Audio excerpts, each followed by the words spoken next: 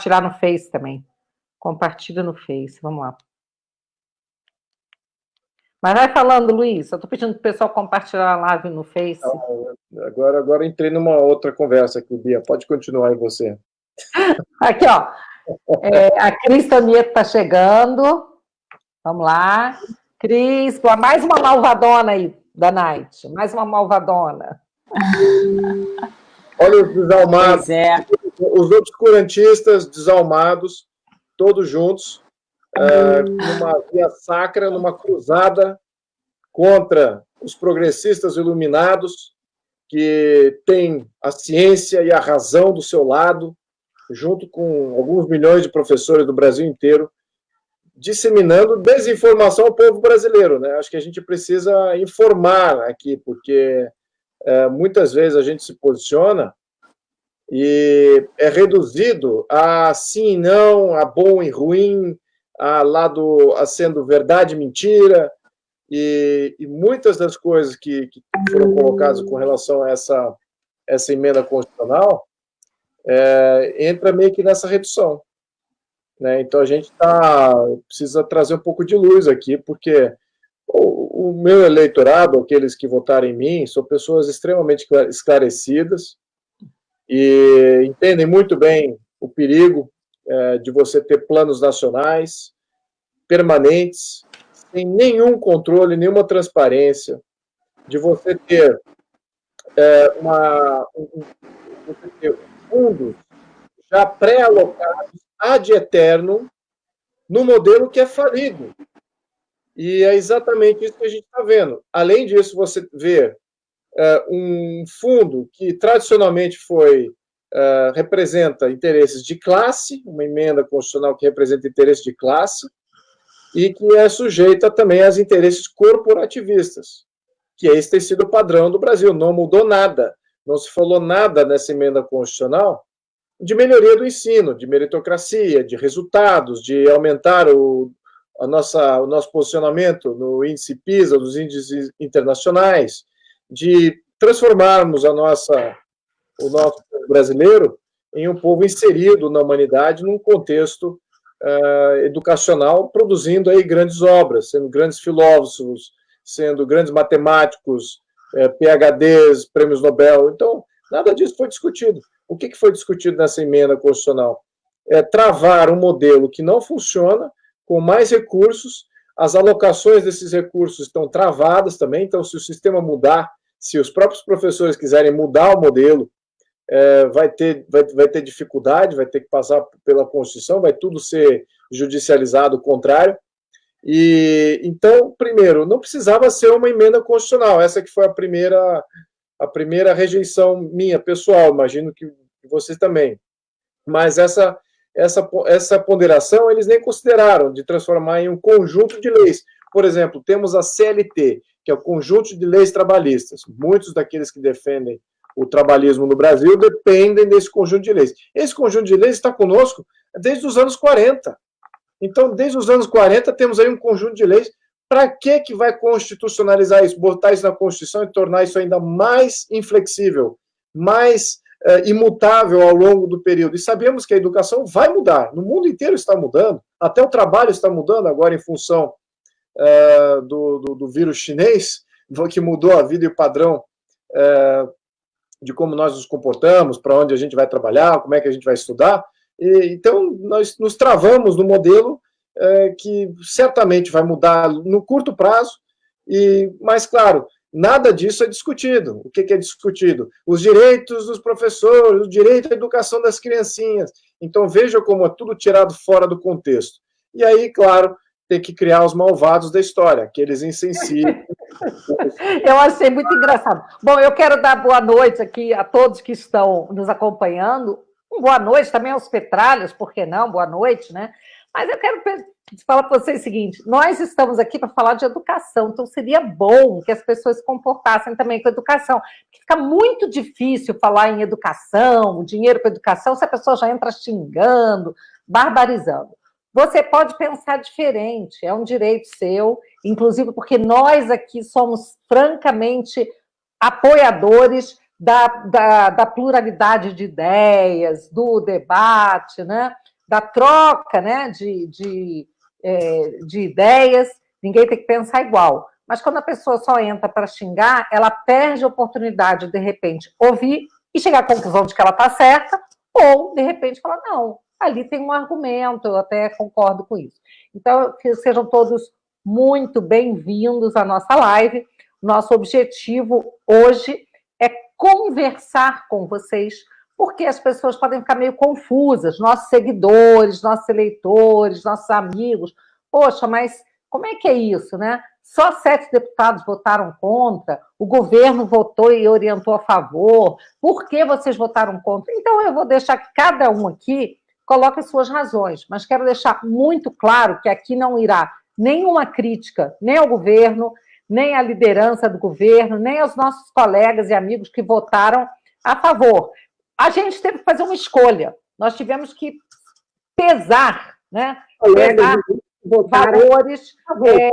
Não foi fácil para mim decidir, porque eu sou base do governo, eu apoio o governo, e eu estava fazendo um voto que era contra a orientação do governo, mas pesou mais para mim votar de acordo com a minha consciência, assim, porque é uma coisa que eu luto muito por essa questão de não constitucionalizar mais coisas, eu acho que a nossa Constituição já é inchada demais, já trata de muitos assuntos que não deveria tratar. Então, tem tudo isso, mas com todo respeito aqui, eu quero dizer que não concordo, que eu vi algumas pessoas já xingando os deputados do PSL/Aliança que votaram a favor. Não. Muitos deles, inclusive, são líderes do governo, e como líder do governo, eles têm a obrigação de votar exatamente como o governo, porque eles participam das negociações. O que o outro lado lá queria, tinha coisa muito pior, eles cederam em razão do governo apoiar. Isso é política, gente. Mas o que a gente quer é que vocês entendam os motivos pelos quais cada um de nós aqui votou diferente da orientação, votou contra o Fundeb. Vou passar aqui, Luiz, vou passar primeiro para a Cris, tá bom? Aí depois volto para você. Boa noite, Cris Tanieto. Boa noite, Bia. Boa noite, Luiz. Boa noite, caros amigos que nos ouvem aqui. Todos vocês que nos acompanham nossos mandatos. Enfim, ou então que não nos acompanham, mas estão nos xingando aí. Enfim, boa noite a todos, né? A boa educação manda a gente, de fato, se dirigir a todos.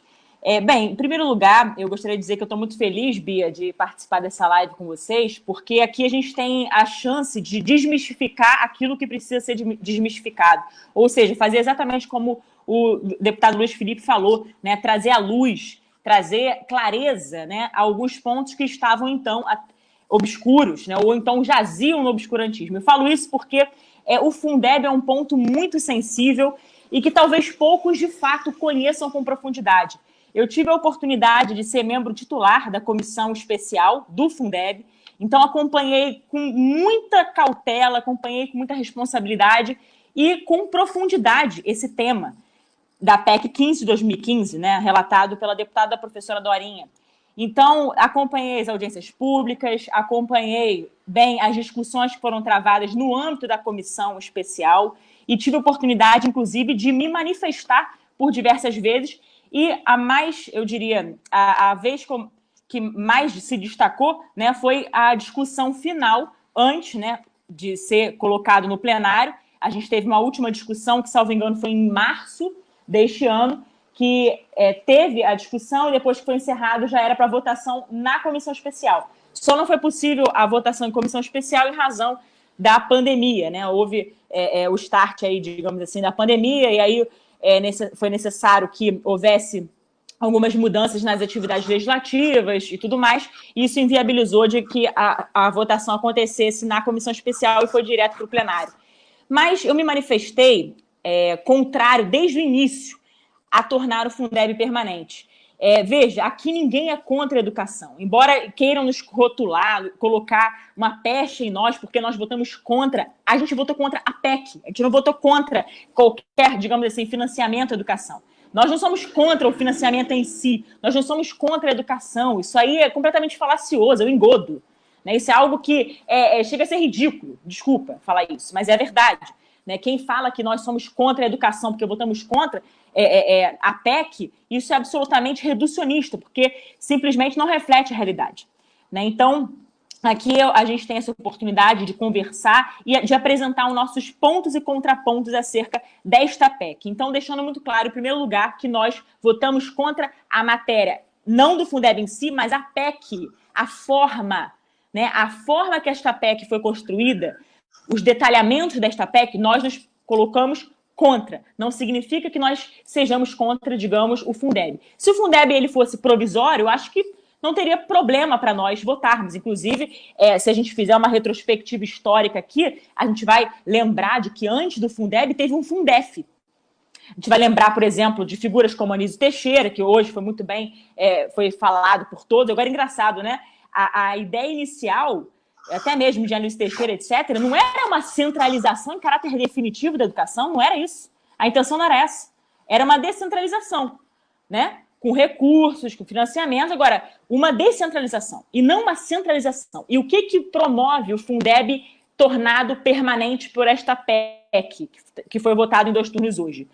Torna, o objetivo central é tornar central, ou seja, centralizar em caráter definitivo a educação nas mãos do governo federal. Aqui a gente não está falando apenas de investimento, de recurso, porque também tem gente que fala, o problema da educação é falta de investimento, o problema da educação é falta de recursos. Será? Não é só isso. A gente não está falando aqui apenas desses fatos. A gente está falando de coisas muito mais profundas do que isso. E aqui a gente, se fizer um direito comparado, uma análise comparativa de casos, e a gente vai se lembrar, a gente vai olhar, por exemplo, os Estados Unidos. Lá eles tiveram um sistema parecido com esse novo modelo de Fundeb que eles estão tentando colocar aqui, né? Se olhar para os Estados Unidos, a gente vai olhar para a estrutura, por exemplo, do No Child Left Behind, né? Enfim, do Common Core. Deu certo lá nos Estados Unidos isso? Todas as pessoas que antes eram a favor de uma centralização da educação em caráter definitivo, hoje se posicionam contra. Professores se colocaram contra depois de um certo tempo. A curto prazo, talvez, pudesse parecer uma solução interessante, maravilhosa, inspiradora, né, como está acontecendo com esse novo modelo de Fundeb. O problema é que a médio e longo prazo houve, de fato, um engessamento da educação no Brasil. Desculpe, o engessamento do sistema educacional lá nos Estados Unidos. E no Brasil, eu acredito que, infelizmente, não seja diferente. Então, se a gente fizesse digamos, essa análise comparativa, né, da experiência de outro país, que, embora com dimensões diferentes da nossa, é verdade que a gente aprende. É aquela história, né? Tem um filósofo que diz que o tolo, ele precisa aprender com os próprios erros, mas o sábio é aquele que aprende com o erro dos outros. Então, se a gente sabe que tem uma estrutura, um modelo que não deu certo, por que a gente vai importar esse modelo? Então, esse é um ponto que é necessário, né, a gente realmente encarar. E também, por isso, me posiciono contra esse caráter permanente. E segundo, porque justamente por ser a favor de um modelo profícuo de educação, de uma estrutura que esteja voltada para o seu fim, porque qual é o objeto da educação? A gente para pensar, né? A educação no nosso país. As pessoas falam muito de desenvolvimento da educação, em busca de resultados, competências, habilidades. Mas aí eu pergunto, será que a educação hoje ela é voltada para o seu fim último? Ou ela é apenas um meio que está sendo instrumentalizado, uma ferramenta, inclusive utilizada por globalistas para engessar? E por que eu falo engessar? Porque robotizar o aluno. O aluno, ele da sala de aula, ele precisa aprender o conteúdo, ele precisa saber por suas próprias potencialidades, ele precisa ser elevado à sabedoria. Esse é o objeto central da educação, gente. Elevar o aluno à sapiência. Não é transformar num robô, apenas um reprodutor, né? Ou então ensiná-lo, digamos assim, a decorar para passar no vestibular, ou seja, a pessoa está na sala de aula para passar no vestibular. Isso é reducionista. A educação é muito mais do que isso. A educação é olhar para o caráter da cidadania, o exercício, né, cívico da cidadania. São diversos fatores para desenvolver o indivíduo na sua totalidade, na sua integralidade, na sua inteireza. E não somente olhar para um viés, que é o mercado de trabalho. Se a gente só olhar para o mercado de trabalho, desculpa, a gente não está olhando a educação da forma que ela merece ser olhada. Então, nós precisamos retomar o objeto central da educação.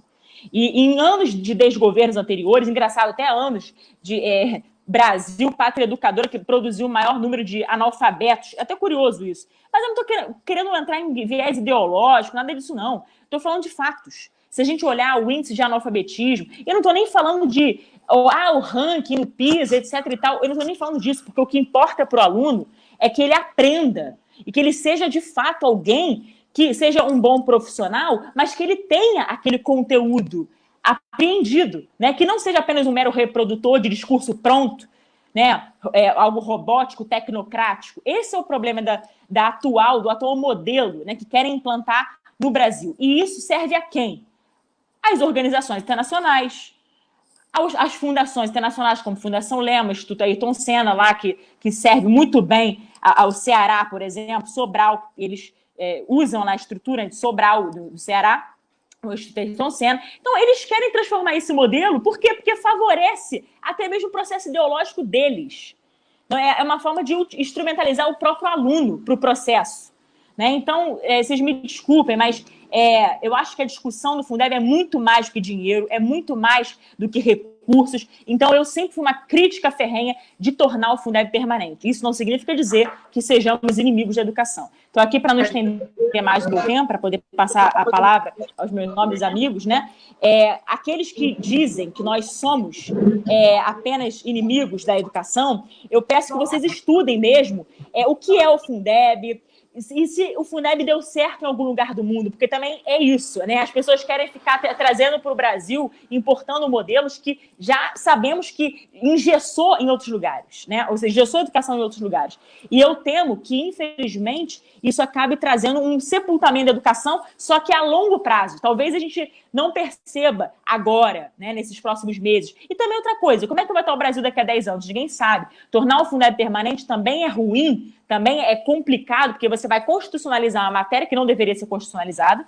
E, por outro lado, tem um outro detalhe técnico, que por mais que no relatório da deputada Dorinha ela tenha colocado ali supostas revisões, eu temo que seja uma lei para inglês ver. Porque será que essas revisões vão ser feitas de formas a ajustar mesmo, de forma a ajustar o texto, de aprimorar aquilo que precisa ser aprimorado, né, corrigir erros, potencializar acertos? Será?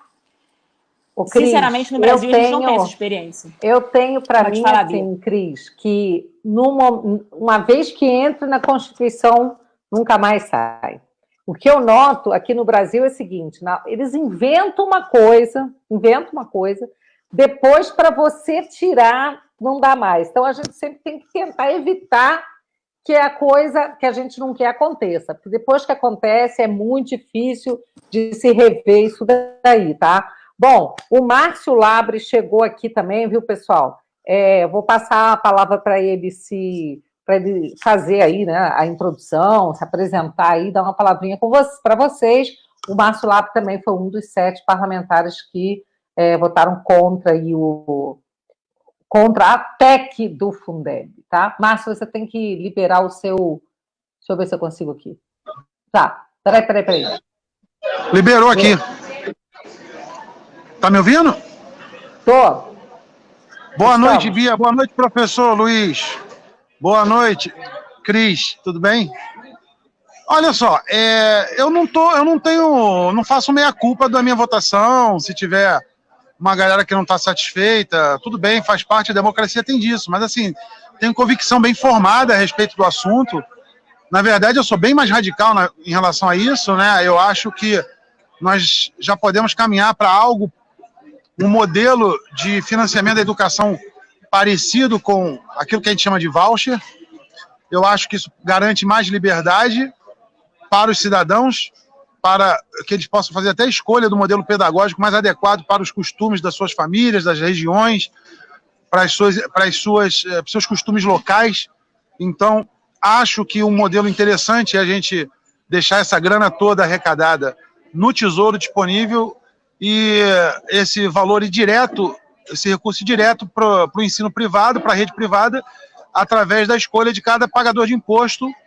E aí, a partir daí, você define quais são os critérios e os limites de despesas que vão estar aí, os tetos de despesas para cada aluno. Porém, como você vai ter uma alavancagem na receita de toda a rede privada, você com certeza consegue fazer uma boa negociação com a rede privada, fazendo um cadastramento e oferecendo um custo muito mais adequado àquilo que a arrecadação permitir.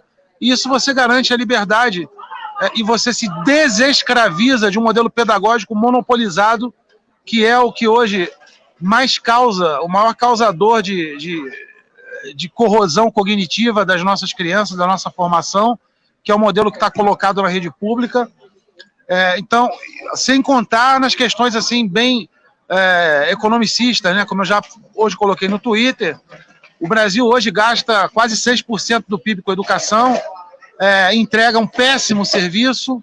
Se você comparar com países de ponta como Finlândia, Noruega, Dinamarca, Suécia, Bélgica, estão gastando algo em torno de 4% do PIB com educação. Então isso, para mim, é uma prova de que que a questão não se trata de financeira, é uma questão de gestão mesmo. Então, considerando tudo isso, eu votei por convicção contra o projeto, porque eu acho que a premissa é falsa e todas as emendas que vieram decorrentes disso, para mim, eu preferi me abster, porque se eu não concordo com a premissa do mérito, eu não tenho nem por que opinar sobre emendas. Não me arrependo desse voto, acho que o Estado já está inchado demais para se comprometer com mais um recurso, mais um compromisso, mais um carimbo, num Estado que já tem 96% da sua arrecadação carimbada com despesa obrigatória, e pior do que isso, sendo colocado numa Constituição que já pesa 300 toneladas. Considerando tudo isso, Bia, deputado Luiz Felipe e Cris Tonieto, eu acho que a gente, no longo prazo, ou no médio a longo prazo, as pessoas que hoje podem criticar esse posicionamento vão entender que nós fizemos aquilo que vai na vanguarda do que seria o melhor para garantir a liberdade do cidadão de escolher como educar seu filho e como financiar a educação do seu filho. Eu acho que você tem algum lugar meio barulhento, não está não, Labre? Não sei. Tô sim, eu tô, mas deu para ouvir ou ficou muito ruim? Deu para ouvir tudo. Não, é porque então, o pessoal estava pedindo para a gente fechar os nossos microfones, mas não é da gente. Estava vindo dele mesmo, porque ele está em um lugar mais barulhento. Não, tudo bem. Estou no jantar e tudo bem. Não, mas eu que agradeço você ter topado participar aqui, não quero atrapalhar aí o teu jantar, mas maravilha. Vamos passar para o Luiz Felipe agora, para falar um pouquinho, gente. Aqui não tem ninguém arrependido do voto não, viu, Labre? Aqui está todo mundo firme, nós votamos com convicção. O que a gente quer é compartilhar com os nossos seguidores, eleitores, amigos, as razões para que eles fiquem por dentro, tá? Só isso. Então, vamos lá, Felipe. Eu gostei da fala do Labre, apontando essas alternativas, né? E eu também apontei uma alternativa jurídica, que era ter criado um conjunto de leis. Agora, então, você deve estar se perguntando, então, por que fizeram a PEC? Por que isso foi criado dessa maneira? Por que todo mundo teve uma adesão muito ampla? É bom explicar isso também. Bom, vamos entender. Estamos em 2020, esse é um ano eleitoral. Os prefeitos são cabos eleitorais de vários deputados que estão hoje no Congresso. Isso é o modelo tradicional. Eles não foram eleitos como eu fui eleito, como a Bia foi eleita, como o Labre foi eleito, como a Tonieto foi eleito. Nós fomos eleitos pelas mídias sociais, conversando diretamente. Eu também, como vocês imaginam, eu fiz várias palestras durante, até antes, e também em função do lançamento do meu livro, também durante a campanha, etc. Mas a gente tem uma conexão direta, a gente tem um diálogo direto com quem nos elegeu. Então, a velha política, o centrão, a esquerda, eles trabalham através dos velhos sistemas eleitorais, que são os cabos eleitorais, são os prefeitos. Então, quando você coloca uma PEC dessa que vai trazer mais recursos, não só para a mão do centrão, porque quem é que administra o Fundeb? Quem é que administra o Fundeb? Então, o centrão que estava sempre na administração do Fundeb, foi recolocado lá. Podemos criticar isso também. Então, eles estão lá com esse comando da chave do tesouro. E quando ele faz uma transferência de valores, não só para uma classe de professores, mas também tem uma série de outros benefícios do Fundeb. O Fundeb contrata empresas em todo o Brasil. Então, tem mini interesses corporativistas espalhados em todos os estados e todos os municípios. E isso é recurso eleitoral também, né? São futuros apoiadores, empresas com recursos. Então, tem toda uma motivação não é somente político-partidária ideológica, que aí entra no conteúdo, mas também estamos falando aqui de interesses de forma, né, de como se fazer o financiamento público para o ensino de base. É exatamente esse modelo de financiamento que a gente tem que questionar, porque todos os planos nacionais, todos eles, sem exceção, o BCP, o auxílio, todos, Minha Casa Minha Vida, auxílio agora que fizeram de R$600, todos os programas, Fome Zero, todos tiveram fraude. Não é diferente com essa questão. Então, tiveram fraude, tiveram esquemas de corrupção, enriquecimento ilícito, financiamento de campanha, todos eles. E é exatamente aquela proposta de você reduzir a função do Estado, é o que vai diminuir corrupção. Não adianta você querer criar um Ministério Público gigantesco, com 1 milhão de pessoas no Ministério Público investigando todo cidadão brasileiro, que isso aí vai gerar outros tipos de problemas. Não só problemas de custo, mas também problemas de um Estado policialesco. Então, qual é a solução? Vocês querem combater corrupção? Vocês têm que diminuir as funções que são atribuídas ao próprio Estado, sobretudo à federação, à União, porque a União está distante. Então, o monitoramento da sociedade que recebe o serviço não é tão presente na União. Ela é presente ali no ponto final, na localidade.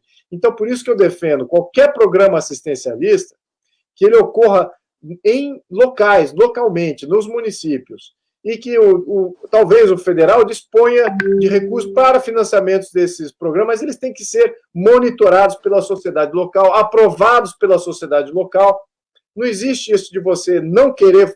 Imagine o seguinte, imagina, hipoteticamente, um município que não queira financiamento público. Ele não tem essa opção.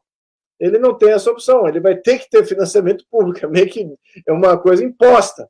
Então, você veja como a sociedade ela está totalmente fora da questão decisória de como entregar e o que entregar. Está totalmente distante desse problema. Então, como é que os pais podem se revoltar contra o sistema? Como é que os pais podem se revoltar contra o conteúdo? Quando esse conteúdo e o sistema não é local, não é da sua competência, não é do prefeito, não é dos vereadores, não é do governador de estado. Isso aqui é um grande problema em todos os programas nacionais que existem no Brasil. Não é só a questão de educação. Podemos enumerar todos eles. Bolsa Família, também coordenado centralmente. Vários problemas aí, várias distorções. BCP, coordenado centralmente. Várias distorções, alocações a pessoas que estão trabalhando ainda, são funcionários públicos recebendo recurso errado. Então, veja como tem erros em todos esses planos nacionais. Então, qualquer ativista que quer, de fato, defender a família brasileira tem que defender a descentralização. Tem que tirar do poder central os poderes de gerir tudo isso e transferir para as localidades. Bom, e esse projeto foi contra isso, e claro, ano eleitoral, a função do Centrão comandando o Fundeb, então tudo, e o sistema partidário e de cabo eleitoral ainda está muito enraizado no Norte e Nordeste, boa parte dos deputados do Norte e Nordeste são eleitos pelo velho sistema e não pelo novo modelo de comunicação direta, como eu acabei de falar. Então, todos esses fatores vieram à tona nessa votação. Espero, aqui entre nós, que a gente possa ter um congresso novo, porque eu acho que, na minha opinião, esse congresso, a história já está contada. Tá? A história do congresso, assim que ele é eleito, nós já sabemos mais ou menos a distribuição. Como a gente é novato no processo, não sabia bem. Eu tenho certeza que o pessoal que foi reeleito, esse aí sabe muito bem de como é que vai ser jogado o jogo. Então, nós agora que estamos concluindo, que a história desse congresso já está contada, já sabemos para onde ele vai, as balizas, e eu estou apostando aqui, espero em novas lideranças se elejam para um congresso de 2022, para a gente formar aí realmente uma base com as reformas que a família brasileira vai apoiar em plenitude. Obrigado, Bia. Luiz, obrigada. Eu tenho dito o seguinte, que nós somos aqueles que estamos abrindo caminhos, sabe? Nós estamos na frente ali, sabe? Capinando, abrindo no meio do mato, tal, para abrir o caminho para aqueles que virão em 2022. Porque, certamente, para fazer as reformas que nós queremos fazer, reforma política, reforma eleitoral, uma série de coisas, a gente vai precisar de muito mais conservadores no Congresso, não tem a menor dúvida, muito mais gente de direita no Congresso, porque, infelizmente, nós entramos e não somos maioria, né? Mas essa questão de hoje, uma das coisas que foi decisiva para mim foi essa coisa de constitucionalizar a questão.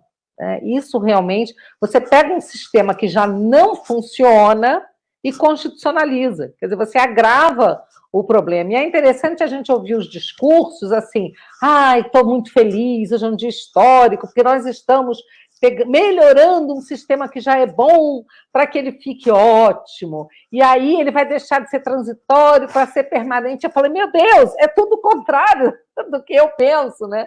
Mas isso é o parlamento, quer dizer, então, enquanto a gente não tiver mais pessoas com uma visão de mundo, uma visão de sociedade, de país, né, mais liberal realmente, e conservadora nos costumes, vai ficar muito difícil as mudanças que a gente consegue aqui e ali, uma coisa ou outra, mas o que é mais estrutural, a gente não tem condição de fazer.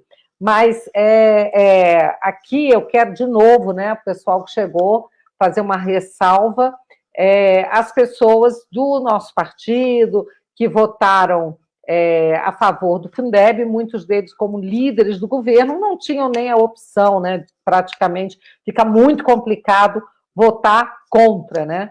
E isso foi uma construção, o que os caras queriam no início era bem pior, o governo conseguiu diminuir bastante assim, o impacto, mas foi para nós aqui, eu acho que foi um voto de objeção de consciência, como eu digo, né? Não tem jeito. Mas, Cris, vou voltar aí para você. Então, na verdade, eu até diria que são questões que são inegociáveis. Eu acho que dentro do processo democrático é sempre importante o diálogo, a possibilidade, né, de conversar, de tentar uma construção, chegar numa melhoria de texto. Isso foi feito. Eu conversei diversas vezes na comissão especial com a própria relatora. A gente tentou, eu até apresentei por meio de ofício, ela recebeu como emenda, né? Algumas sugestões, algumas ela incorporou. Na verdade, ela incorporou, eu fiz 3 sugestões, ela incorporou uma delas. Então é aquilo, faz parte do processo democrático. Agora, nem sempre a gente vai ter um consenso. Isso é verdade e, mais ainda, isso faz parte desse processo. Isso é sadio, inclusive, para a democracia. Né? Graças a Deus, a gente ainda tem a opção, ou melhor, a gente ainda tem a liberdade de divergir, porque o que eles querem instaurar aí é uma ditadura de opinião. O que eles querem é legitimar a censura, vide o inquérito das fake news, o projeto de lei das fake news, dentre outras coisas mais, né? Que são absurdas, que são uma aberração. Então, eu estou falando isso porque, dentro dessa liberdade de divergir, nós, de fato, tentamos a construção, o governo, inclusive, fez o que pôde, a gente tem que apresentar aqui, de fato, né, o próprio líder do governo, Vitor Hugo, ele, dentro desse processo de construção, ele fez o que estava ao alcance dele também, dentro da competência e atribuição dele na qualidade de líder do governo, os avanços que ali foram possíveis, né, realmente foram grandes avanços, foram avanços necessários, importantes, mas para nós eram pontos inegociáveis. Que nem no meu caso, a questão do abortoduto, né? Aqueles projetos de lei que foram votados, né, nas últimas semanas, o 1444, 1552. Eu me manifestei contrário, eu fiquei uma voz dissonante. Por quê? Porque para mim era um ponto negociável. Então, nesse ponto, queridos, o que eu posso dizer para vocês é isso. Cada um tem que votar sim conforme a sua convicção, conforme a sua consciência. A gente não pode se anular, a gente não pode deixar, ou melhor, a gente não pode trair a nossa consciência por qualquer motivo que seja. Né? A gente tenta fazer os avanços, mas nem sempre, quando eles não forem possíveis, é aquilo. O que vai nos regir? Tem que ser o nosso voto de consciência. Então, aqui, estamos manifestando os nossos motivos e também quero agradecer mais uma vez, Bia, o espaço, né, a oportunidade da gente poder apresentar os nossos pontos e também mostrar para as pessoas que, assim, nós não votamos porque a gente discorda de um ponto ou outro. Não, na verdade, são pontos que a gente considera cruciais, essenciais. Se eu divergisse de um ponto ou outro, eu poderia até rever, né? E quem sabe até votar a favor. Só que no caso ali, a própria essência da PEC, a parte estrutural da PEC, na minha opinião, ela já estava eivada de coisas que eu não concordava. né? Pontos que, para mim, eram inegociáveis. Como eu disse, o próprio caráter permanente, que era a essência da PEC. Como é que eu ia votar a favor disso? Como vocês, né, que são contra a questão da constitucionalização desse tipo de matéria, porque realmente eu acho que é desnecessário. Isso não nos pode causar um dano a ponto de nos rotular de inimigos de educação, tá, gente? Então, isso tem que ficar muito claro, porque isso é uma falácia, né? É algo que as pessoas querem imputar a nós, como se nós fôssemos aí, enfim, tivéssemos a educação como algo realmente, como se nós fôssemos contrários à educação, e isso não é verdade. Pelo contrário, nós queremos, né, uma educação de qualidade. Pelo contrário. Inclusive, o Paulo Guedes já falou isso várias vezes, eu acho interessante, né, porque isso é uma coisa que a gente estuda, e eu acho interessante ver o Paulo Guedes, um economista, falando o seguinte: olha só, o único serviço essencial, né, do Estado prestar à sociedade sempre foi a segurança das fronteiras e a segurança pública. Acabou. Esse negócio do Estado fornecer educação, saúde, isso é coisa de 200 anos para cá, entendeu? Então, a gente tem que pensar, porque a gente vai aprendendo as coisas, vai ouvindo falar, e aquilo passa a ser verdade. Então, assim, se você por acaso, não fizer assim, para educação pública e saúde pública, meu amigo, você é taxado como inimigo do povo, né? Mas, realmente, qual é a função principal mesmo do Estado, né? E a gente tem que lembrar que o Estado ele não precede as famílias, aos indivíduos, não precede. É isso aí. Então, o Estado, qualquer coisa de educação, vamos lembrar que quem tem o poder, o dever, a obrigação e o direito da educação sobre os filhos são os pais, são as famílias. E esse tipo de medida, né, como a gente aprovou, cada vez mais dinheiro para a educação, deixa mais na mão do Estado, isso ainda favorece a doutrinação. E eu sou uma pessoa que batalho muito, luto contra a doutrinação nas escolas, doutrinação infantil, né, essas coisas todas. E, Bia, uma coisa importante, só um acréscimo, um breve adendo aí, a que você falou, não só do processo da doutrinação ideológica, etc., mas também porque, se a gente observar bem como que foi travado o próprio debate na comissão especial e também no plenário, sinceramente, eu fiquei me perguntando, quando eu observava aquelas audiências públicas, eu perguntava, cadê as famílias? Onde é que estão os pais? Cadê os professores? Porque, assim, uma coisa é ter um sindicato que se diz, né, ser porta-voz do professor. A outra coisa é ter um professor que está lá na ponta. Minha família é cheia de professores. Então, para quem me chama de inimiga da educação, que vocês saibam, né? Minha família é cheia de professores. Minha mãe é professora, minha sogra é professora, meu tio é professor, minha avó, meu marido. Então, assim, minha família é cheia de professores. Então, a educação, para mim, eu sempre tive muito apreço, de fato, né? E sempre lutei e batalhei muito pela valorização desses profissionais. Até porque todas as profissões passam por estes primeiro, né? Que é a profissão do professor. Desde que ele tenha essa vocação. O Cris está cheio de professor aqui, cara. Está cheio de professor aqui, nos apoiando. Cheio. Glória a Deus. Aí alguém perguntava se eu estou distribuindo mortadela, que deve estar cheio de mortadela aqui hoje também, né? Mas está cheio de professor aqui dizendo para a gente, pô, legal, é isso mesmo. O dinheiro do Fundeb muitas vezes nem chega onde tem que chegar. A gente conhece o Brasil, a gente sabe como que funciona, né? Vou deixar aí o Márcio Labre falar de novo. Ou o Luiz, quem quiser. Não, Márcio. Não, tá livre, ali está aberta aí a palavra, para quem quiser.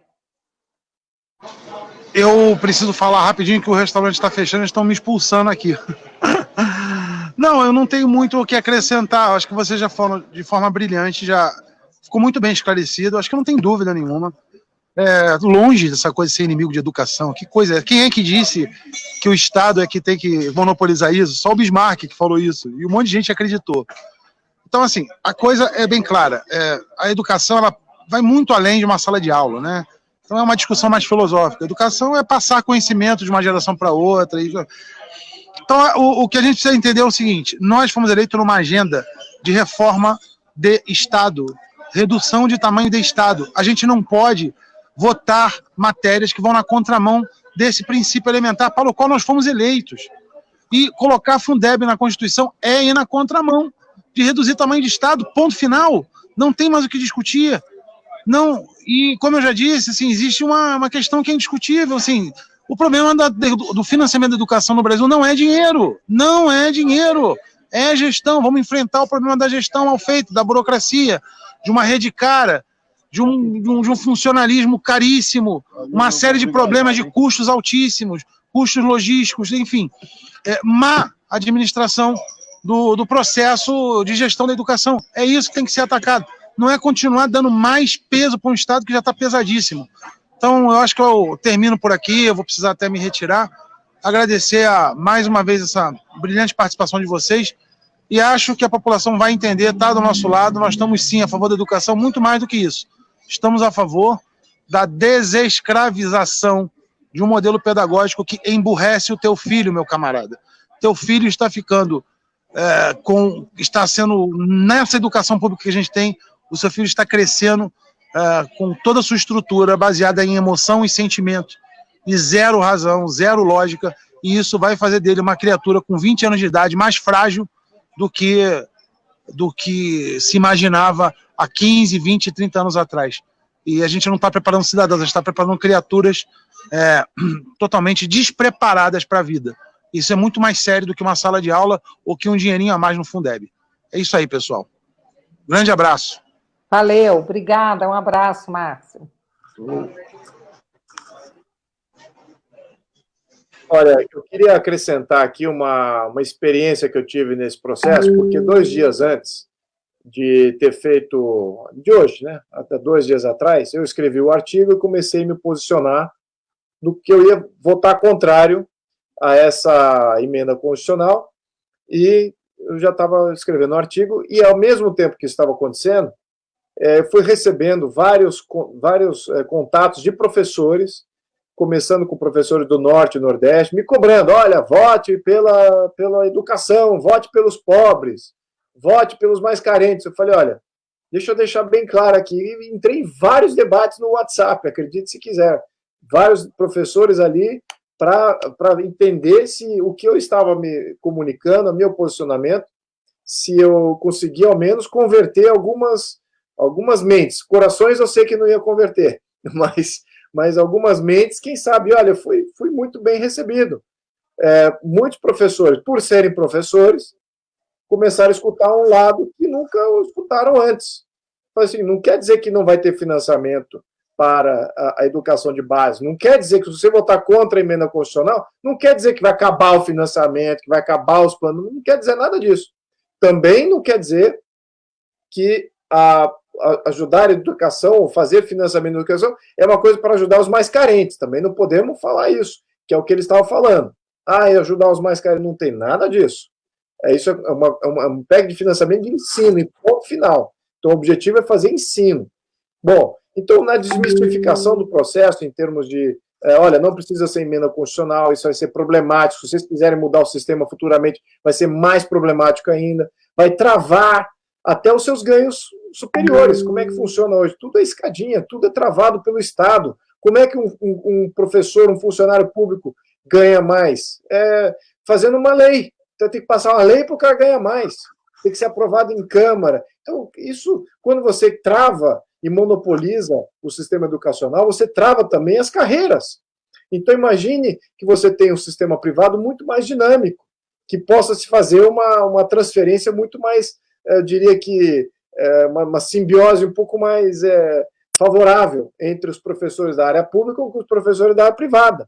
E dentro da área privada, o que vale é sua capacitação como bom professor, sua valorização como professor. E isso você remove do sistema monopolizado público. Bom, enfim, eu não quero entrar aqui numa coisa muito teórica, mas eu acho que naquela comunicação do por que eu era contra a emenda constitucional como mecanismo, olha, eu converti muitas pessoas ali, muitos professores entenderam que não era o único modelo e que eu não estava sendo contra ele ou contra o financiamento da educação. Então, realmente é uma questão de distribuição de opinião. E como nós só temos esses canais, né, Bia? Nós estamos um pouquinho na dependência de vários ativistas que pegam vídeos como esse e transferem lá para o professor que fala mal ou que fala de uma maneira sem compreensão total do tema e acaba entrando como rebanho na mão de sindicato, na mão de político, na mão de líder de partido corporativista, e aí o sistema nunca muda, a coisa nunca melhora. E depois nós, como sociedade, agora como cidadão, nós vamos cobrar desses professores, olha, cadê o índice PISA aqui? Cadê o nosso estudante brasileiro numa média mundial aceitável? Somos entre as 10 maiores economias do mundo, estamos ali 149 no índice PISA, lá embaixo. Então, cadê o nosso 10º lugar ali? Ao menos equivalente à nossa economia. Aí você fala assim, mas precisamos de mais recursos. Não é verdade. Vocês têm mais recursos do que a média per capita e também em números absolutos. Então, cadê esses resultados? Então, esse aqui é o problema. Eles estão defendendo um sistema que é falho, um sistema que não se altera. Agora que está em Constituição, vai ficar mais difícil ainda para se alterar. E a nossa cobrança, posso ter certeza, ao menos como ativista, se eu deixar de ser deputado, deixar de ser político, a minha cobrança em termos de resultados de toda essa classe como de professor vai ser muito mais elevada. E aí eles vão ficar frustrados de não poderem se acomodar a uma nova realidade de ter que entregar um resultado superior ao que eles conseguem dentro do atual sistema. Então, isso aqui é o que nós estamos aqui tentando defender, que o Brasil tenha opções para poder melhorar, que a gente ainda tenha janelas para poder melhorar com recurso público, porque não é pouco, viu, pessoal? Isso pode quebrar muitos estados. A maneira com que foi colocado, o financiamento, vai comprometer uma bomba fiscal para vários estados. Então, tem municípios, então, nem se fala que 90 e tantos % já está quebrado. Então, a boa parte dos estados também já estão muito fragilizados, isso pode fragilizar ainda mais as contas do estado. Então, olha a responsabilidade agora do ombro dele para fazer isso funcionar. Obrigado. Gente, agora eu queria dizer uma coisa aqui. Para a gente encerrar, né? Porque eu acho que a gente já falou assim o que a gente precisava falar. Vou deixar cada um falar, né? Fazer suas considerações finais. Mas eu queria falar o seguinte: eu estou lendo alguns comentários. O Vitor Hugo não sabe negociar, o Ramos tem que sair. Gente, é o seguinte: não é fácil estar lá dentro do Congresso, não. Se você está numa posição de liderança, você não pode tudo, né? Nós também não podemos tudo. Você vê assim, os 7 que votamos contra, fomos só 7. Então, existe assim uma massa, existia já eles criaram uma verdade que não era verdadeira, mas criou-se uma verdade em torno desse tema, que essa PEC é de 2015, desde 2015 que esse povo vem tentando aprovar isso daí, entendeu? Então, virou uma coisa que era assim, Fundeb é a coisa mais importante para votar, né? A principal coisa e tal. E aí, foi se criando um clima lá dentro, cara, que, assim, a gente, lá dentro, o pessoal está demonizando a gente. Né, um monte de gente demonizando, é que a gente não está nem aí para isso, não. Mas, gente, não é um processo fácil, porque na política é assim, hoje eu cedo um pouco para quando eu tiver um projeto meu que é importante, eu preciso que você vote comigo. Então, eu hoje cedo um pouco para atender o seu desejo, o teu projeto, depois você cede um pouco a prova, porque senão você não consegue nada lá dentro. Então, no caso dos líderes, eles têm praticamente a obrigação de fazer esse jogo, sabe? De ceder aqui e tal. Senão o presidente não aprova nada lá dentro. Daí fica um parlamento que não vota nada para o governo. Então, assim, eu quero dizer para vocês que o Vitor Hugo, ele fez o que ele pôde fazer, assim como a Cris já falou. O governo fez o que ele pôde fazer também. Tá? Nesse momento, gente, quero dizer uma coisa para vocês, nem todo mundo vai gostar de ouvir, mas a mentalidade do povo brasileiro é uma mentalidade socialista. A maioria das pessoas acha que a educação e a saúde tem que vir do Estado, tá? Então, o que nós estamos fazendo aqui é pedreira, cara, é sair na frente, viu, Luiz? Nós vamos tomar porrada, sim, mas nós estamos dando a nossa cara a tapa, para que possa surgir uma nova consciência, porque fora do Congresso tem muitas pessoas falando sobre isso que a gente está falando, o Fernando Schiller, o Matheus Bandeira, muita gente boa falando sobre isso, mas lá dentro não. Então, nós estamos botando a cara a tapa, o que a gente está fazendo de acordo com a nossa consciência, mas a grande maioria do povo, sinto muito, do povo brasileiro, eu observo isso todos os dias, tem uma mentalidade socialista, sim. Acha que o Estado tem que prover, todo mundo acha que o Estado entendeu? É o paizinho mágico que vai resolver os problemas. Então, a gente tem que entender que todos nós somos responsáveis por isso. Ou a gente trabalha, estuda, como diz o Paulo Guedes também, eu gosto de citar, né? Ele fala assim, que você faz um socialista em 5 minutos. Agora, um liberal, meu filho, demora mais, porque tem que estudar, dá trabalho. Então, a gente precisa realmente estudar, rever os nossos conceitos. Eu mesma estou sempre lendo, estudando, conversando, revendo meus conceitos, um monte de coisa, tá? Porque senão, gente, a gente vai ficar aí nessa vala comum do brasileiro, que é, sim, socialista. A mentalidade reinante no país é socialista. É ou não é, Luiz?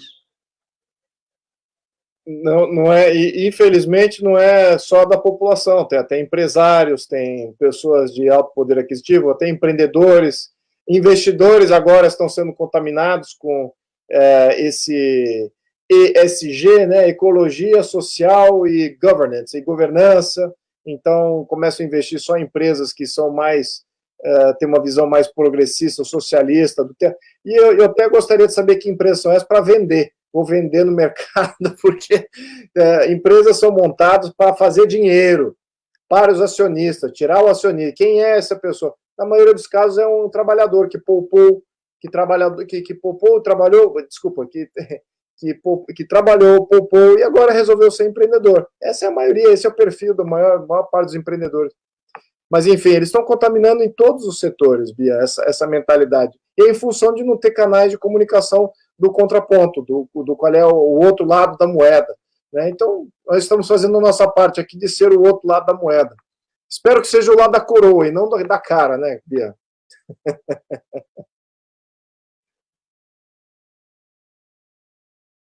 Tem uma pessoa aqui que perguntou, entendo, Bia, mas por que vocês nunca falam pela nossa categoria? Eu não sei qual é a sua categoria, Spoldai, se você puder falar. Concordo, Bia, mas por que você nunca fez vocês falarem pela nossa categoria? Fala aí qual que é. E, Luiz, já li umas 3 ou 4 pessoas pedindo para você ir para a Prefeitura de São Paulo, hein? O povo pedindo, Luiz, vem ser prefeito em São Paulo, que a gente não tem um candidato que preste.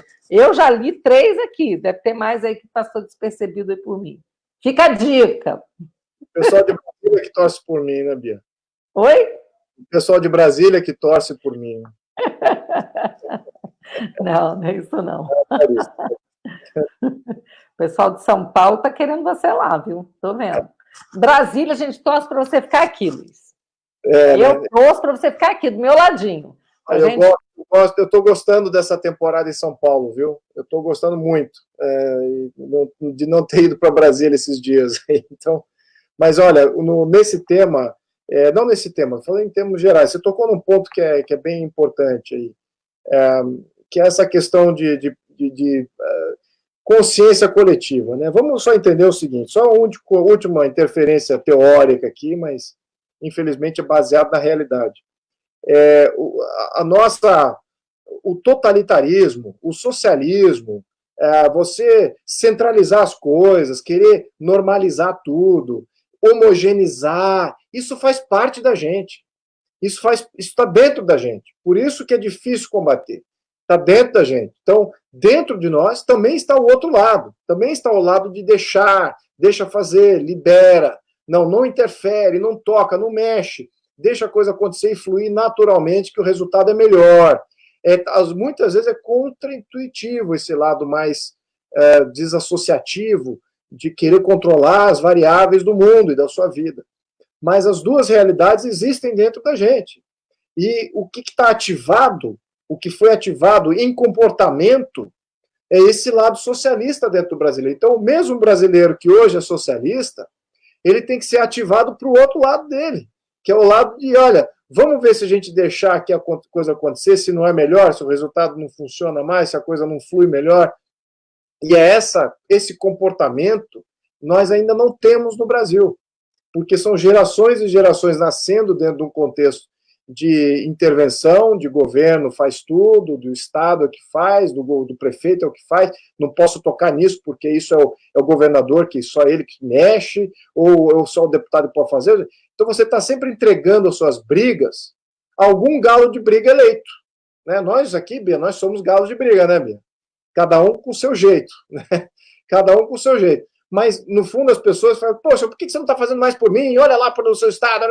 E nós fazemos, acho que no limite do que nós podemos fazer, legalmente falando. E todos aqui, né, sobretudo esse com mais visibilidade, eu me incluo honrosamente nesse grupo, mas tem deputados que têm muita visibilidade, e esses fazem no limite do que eles podem fazer do ponto de vista legal, né, todos aqui representados. Então, o que a sociedade está fazendo? Né, o que ela deveria estar cobrando? Deveria estar cobrando os temas locais, que são caros a eles do ponto de vista de localidade, de tirar o governo de cima e ter transparência, primeiro passo. Segundo passo é cobrança. Primeiro você tem que cobrar para ser transparente. Depois, uma vez que você sabe de tudo, de onde estão os seus tributos, aí você tem que cobrar as alocações. E é isso que esse projeto meio que está tão distante dessa cobrança, porque as pessoas nem entendem bem o quanto de dinheiro que está sendo manipulado, são centenas de bilhão de real. E olha o absurdo, na mão de quem que está indo esses orçamentos volumosos. É uma coisa que me mexe um pouco comigo. Eu sou do mercado financeiro, trabalhei toda a minha vida, desde os 18 anos de idade, então tive várias etapas aí na iniciativa privada, e eu vou te falar, você chegar a administrar 1 bilhão é como um marco na sua vida profissional. Você está ali dentro de uma empresa que é bilionária, que tem um bi de receita, seja em dólar, seja em euro, seja em real. É um grande acontecimento. Agora, você imagina o seguinte, um orçamento de cidade. São Paulo, por exemplo, tem mais de 100 cidades com orçamento acima de 1 bi. Então, você tem, no mínimo, 100 prefeitos aí com poder de 1 bi e mais prefeitos eleitos. E aí você chega à Prefeitura de São Paulo, é 60 bi na mão de um prefeito, na mão de vereadores, na mão de auditores. Quem são essas pessoas? Então, a população tem que começar a cobrar isso aí. Tem que começar a saber de onde está. Se não há cobrança local, aí você realmente se entrega para o poder central. E o que o poder central mais quer? É massificar o cidadão. É exatamente esses grandes discursos de púlpito distante, com dedo em riste, porque o povo precisa disso, porque o povo... ou seja, ele se empodera do conhecimento do que é o melhor para o povo.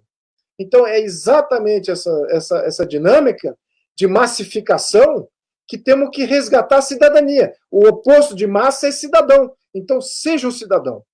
Adquira mais empenho na coisa política. Infelizmente, é um novo normal. Mas, olha, assim como vocês, até 2014 eu não era isso que eu sou hoje. Então, as pessoas podem mudar. E eu digo que é divertido, viu? É bem divertido você começar a viver uma novela. E também tem seus momentos de noite sem dormir, de passar, ficar preocupado. Mas, olha, a gente precisa de mais cidadão e menos massa. Então, mais Brasil e menos Brasília.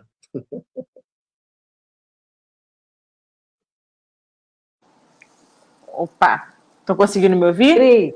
Cris, beleza, faz as suas considerações finais aí, Cris. Muita gente elogiando, maravilha. Cris, muita gente aqui te elogiando nos comentários, dizendo que confia em você, que você é uma graça. Amém. Manda ver.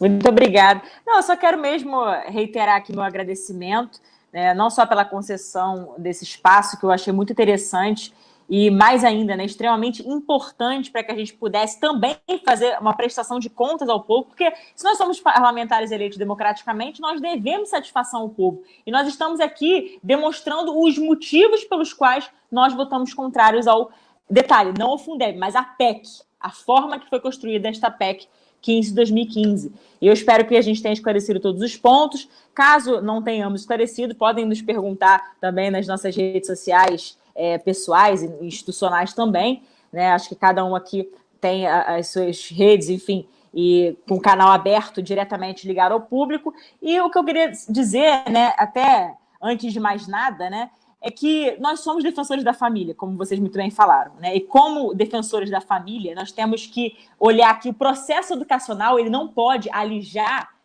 a família, ele não pode excluir desse processo a família. Infelizmente, com a construção desse Fundeb, o que eu mais vi, inclusive, nas discussões e também dentro das próprias audiências públicas, foi que as próprias famílias não foram ouvidas e os próprios professores. Alguns professores militantes foram ouvidos. Mas será que aquele professor que está lá no dia a dia, né, da turma, etc., será que esse professor foi ouvido? Então, não caiam no engodo, não caiam naquela enganação que muitos tentam colocar, né? E mais ainda, né, não se deixem ludibriar.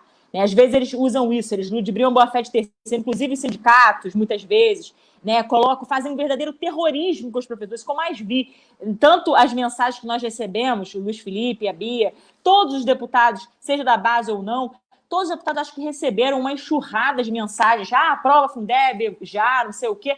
Mas, veja, essas pessoas que mandaram essas mensagens, será que elas tinham consciência do que era o Fundeb? Ou será que elas estavam fazendo aquilo tão somente porque alguém disse que tinha que votar o Fundeb, porque senão ia perder salário? Isso era mentira. Então, assim, não caiam nessas falácias. Não se deixem enganar. Né? Se essa PEC, por exemplo, ela não fosse aprovada, veja, isso não significaria que os professores ficariam sem salário. Não, isso é mentira. Tentaram ludibriar alguns parlamentares, dizendo que se eles votassem contra, eles estariam votando contra os professores. Isso também eu diria até mais, foi um golpe baixo. Tá? Foi um golpe baixo porque isso era mentira. Todos os governos, seja de qual espectro ideológico for, na verdade tem a educação como carro-chefe. Então ninguém ia deixar os professores sem salário, ainda mais o presidente Bolsonaro, o governo do presidente. Claro que o financiamento ia continuar, e digo mais, o fundo ele tem na sua própria natureza esse caráter de permanência. Só que o problema é que se colocar permanente na legislação, na Constituição, aí é que, infelizmente, a gente vai engessar e sepultar. Se tivesse um caráter provisório, todas as vezes, por exemplo, um caráter decenal, que nem tinha o outro, né, o Fundef, depois o Fundeb, a cada 10 anos fosse rediscutido, aí sim a gente teria um aprimoramento da educação. Agora, o problema é que esse caráter permanente que foi colocado, eu quero ver como é que vai ficar. Né? Então, por isso que a gente apresentou os nossos votos contrários, e eu espero que vocês tenham compreendido. Né, espero que tenha sido esclarecedor e, mais uma vez, agradeço a oportunidade de estar aqui com vocês. Acredito que tenha sido, pelo menos para mim, né, foi um ambiente assim, muito interessante, porque a gente pôde dialogar e fazer esse intercâmbio aqui entre nós também. Muito obrigada, Bia, obrigada, Luiz Felipe, e agradeço a vocês também. Uma boa noite a todos, que Deus abençoe. Cris, foi muito bom, porque tinha uma pergunta aqui, né? Você já respondeu. Um professor que falou: sou professor de direita e sem o Fundeb eu não vou receber o meu salário. Se não tivesse passado... Gente, lembrando que passou o Fundeb. Tudo isso que a gente falou aqui, na verdade, ficou só no nosso desejo, só no nosso imaginário, nosso desejo aqui de que fosse diferente, né? De que as coisas fossem diferentes no Brasil, mas não são. Então, foi aprovado, tudo isso aí que a gente comentou, que a gente acha que não é legal, está aprovado, pelo menos na Câmara. Agora vai ser aprovado no Senado e daí vai virar uma emenda à Constituição. Então, quem por acaso não gostou do nosso voto, comemora que vocês ganharam. Quem gostou do nosso voto, lamente conosco que foi aprovado. Só para responder, que seria a mesma coisa, só que não emenda, não seria uma emenda à Constituição, seria um projeto de lei. É que isso nem foi aprovado pelo time. Essa aqui é uma resposta tão simples. Como é que fica meu salário? Mesma coisa, não ia mudar nada. Poderia até ser com o mesmo termo que foi aprovado, só que seria em projeto de lei, não em emenda constitucional, era só isso. Então... E só para dizer que emenda constitucional não é sancionada nem vetada pelo presidente, não. Ela é promulgada pelo Congresso Nacional, tá? Exato. Então, não tem nada que vetar, não. Tá bom? É bem mais burocrática, mais engenhosa, né? Por isso que a gente está aqui batendo todo nessa tecla, porque o processo de mudança também via PEC é muito mais complicado, muito mais burocrático do que uma simples lei ordinária, né? Até o quórum qualificado, por exemplo, né? Tem que ser maioria de mais de 308. 3/5 e 2 turnos, né? Ou seja, mais de 308 deputados. Então, assim, de fato, é algo bem engenhoso. Então, realmente, não é uma simples alteração. E o presidente da Câmara precisa estabelecer uma comissão especial para avaliar a emenda constitucional antes de apresentar em plenário. Então, também aí já envolve toda uma articulação com o presidente, porque não é uma coisa que requer equipe, tempo, as outras lideranças estarem de acordo. Então, vai ser... E vontade política, né? Vamos combinar. Exato. Enfim. Isso aí. Deus nos abençoe, viu? Porque realmente... Esse finalzinho aí tá ótimo. Vou nem falar mais nada. Tá bom. Os ativistas também ficarem preocupados, não é só a gente, não, viu, Bia? Que seja mais de 7 na próxima vez. Tá certo, é isso aí. Tá bom, pessoal. Ó, Luiz, Cris, obrigada por terem atendido aqui o meu convite. Foi muito bom ter vocês aqui. Beijo grande, pessoal que está nos acompanhando aqui pelo YouTube, pelo Facebook, também muito obrigada pela companhia. Um abraço para vocês. Fiquem com Deus. É isso aí.